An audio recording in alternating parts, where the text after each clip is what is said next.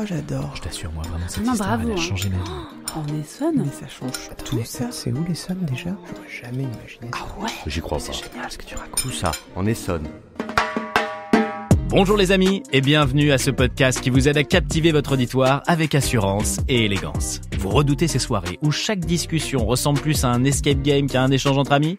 Vous craignez que chacune de vos interventions tombe à plat? Ou pire, vous avez simplement peur de finir au menu d'un dîner de cons dès qu'on vous donne la parole? Pas de panique, respirez un grand coup. Bienvenue dans Briller à tous vos dîners. Je m'appelle Harry et je suis coach en éloquence de salon. Avec mes techniques et les anecdotes croustillantes de Victoire, notre géotrouve-tout des histoires insolites, vous allez devenir la star incontestée de vos soirées. Aujourd'hui, on s'occupe de Stéphane qui nous a laissé un message plein de détresse. Écoutons-le. Salut l'équipe, moi c'est Stéphane de Bretigny-sur-Orge. Alors j'ai besoin de vous pour mon dîner ce soir là, je suis invité chez mon ex, Massy, et son nouveau mec là c'est l'enfer. C'est un prof de français ultra snob qui me prend toujours pour un ringard. Vous auriez une astuce pour que je lui rabatte son caquet sans passer pour un gros lourd non plus hein.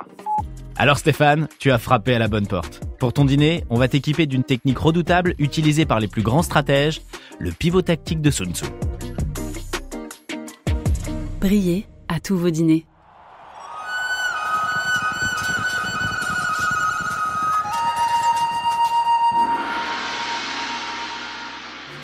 Il y a plus de 2500 ans, Sun Tzu disait « La meilleure victoire est celle qu'on remporte sans combattre ». Et c'est exactement ce qu'on va appliquer ce soir à ton dîner, Stéphane. Pas besoin d'armes ni de confrontation, juste une méthode imparable, le pivot tactique. Une technique en 5 phases, ultra simple et ultra efficace. Mais pour la mettre en pratique, avant toute chose, il nous faut une bonne histoire. La petite pépite, celle qui est cool mais suffisamment pointue pour rester inconnue d'un prof de français. Et pour ça, j'ai moi aussi ma petite pépite, ma perle rare, Victoire, qui s'est infiltrée à Massy spécialement pour dégoter l'anecdote ultime. Victoire, est-ce que tu nous entends? Salut mes petites paillettes dorées. Je suis effectivement à Massy, dans le nord de l'Essonne, depuis ce matin. J'ai arpenté la ville, interrogé des passants, fouillé les archives municipales et accessoirement, je suis passé chez le meilleur boulanger du coin, juste à côté de la place de France, avec la grande fresque en mosaïque là, tu vois ou pas? Hyper charmant d'ailleurs, hein. Résultat, un pain au raisin à 0,6, le mec est célibataire et... Victoire, on se recentre? Oui, pardon. Donc, en pleine dégustation, mon boulanger me balance, mais vous savez ce qui est plus célèbre que mes pains au raisin ici? C'est Nicolas Appert. Mais du coup, j'ai creusé. Et figurez-vous que Nicolas Appert n'est autre que l'inventeur de la boîte de conserve. Ok, c'est du solide ça. J'ai fait mes petites recherches et l'histoire de ce Appert s'inscrit dans l'histoire avec un grand H. C'est pas compliqué, t'as 2 dates à retenir mon Stéphane. 1802, il fonde la première conserverie au monde à Massy. 1803, il soumet sa méthode au ministère de la Marine.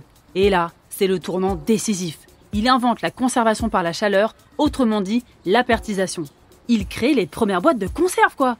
Grâce à lui, Napoléon nourrit ses troupes sur le front sans risquer l'intoxication alimentaire.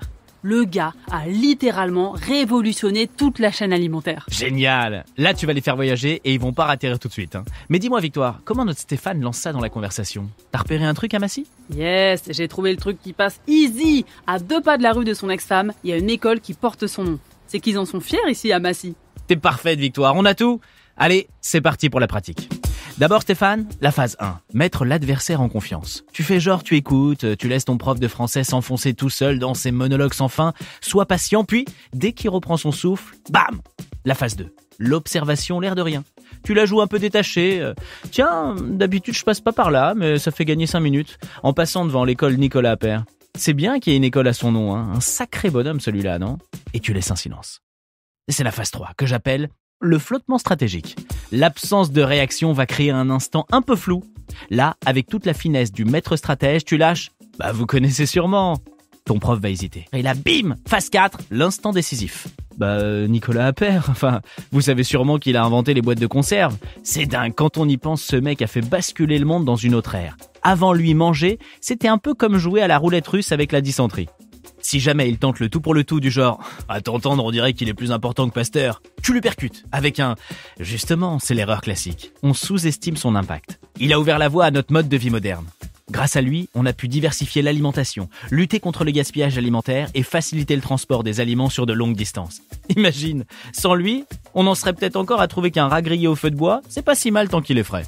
C'est à ce moment précis que tu plies le game avec la phase 5, la touche finale.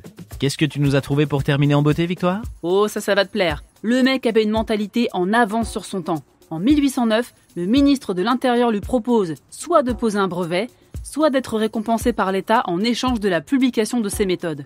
Il opte généreusement pour la deuxième option. En fait, il choisit le bien de l'humanité en lui permettant de lutter contre la famine plutôt qu'un enrichissement personnel. Bilan, plus un rond. Mort, ruiné, enterré dans une fosse commune, aucune reconnaissance. Excellent, Victoire. Un génie de l'ombre sacrifié sur l'autel du progrès. Stéphane, tu peux finir sur... Comme quoi, les grands hommes n'ont pas toujours la reconnaissance qu'ils méritent. Jeu, 7 et match.